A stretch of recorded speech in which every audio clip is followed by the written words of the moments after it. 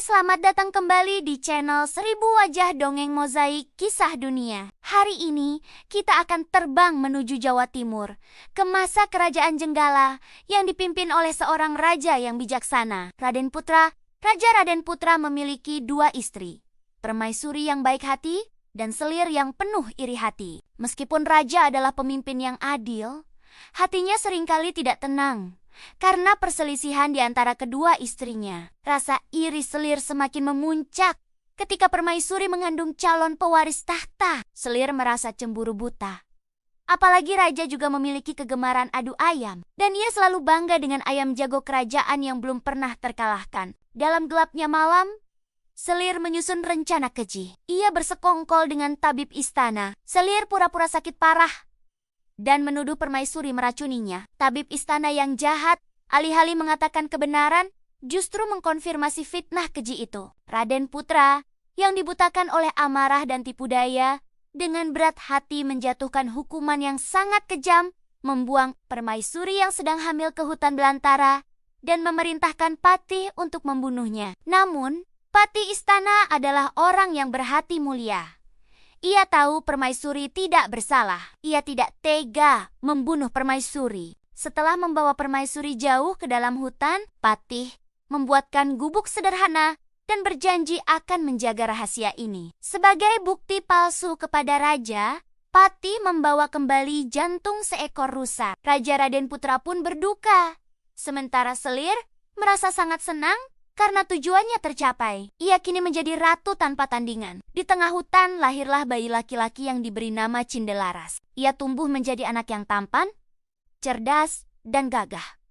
Selalu menemani ibunya mencari kayu bakar. Suatu hari, Cindelaras menemukan sebutir telur elang yang sangat besar. Ia merawat telur itu dengan kasih sayang hingga menetas menjadi seekor anak ayam jago yang luar biasa. Seiring waktu, ayam jago itu tumbuh besar. Yang mengejutkan, ayam itu bukanlah ayam biasa. Suatu pagi, ayam itu berkokok keras.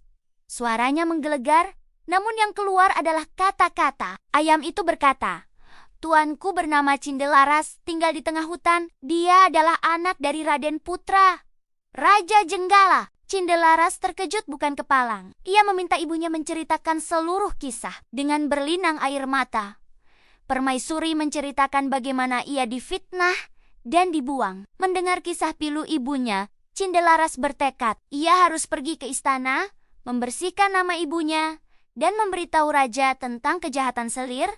Berbekal ayam jago saktinya, Cindelaras pun memulai perjalanan. Di sepanjang jalan menuju Jenggala, ia mengadu ayamnya dan selalu menang, mengalahkan semua ayam jago milik penduduk. Kabar tentang anak muda dengan ayam jago tak terkalahkan ini segera sampai ke telinga Raja Raden Putra.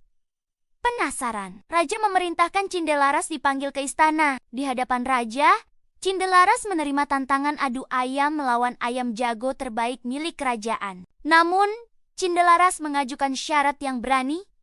Jika ia menang, raja harus memberikannya kekuasaan atas separuh kerajaan, Raha Terkehut. Namun karena yakin ayamnya tak terkalahkan, ia menyetujui syarat tersebut.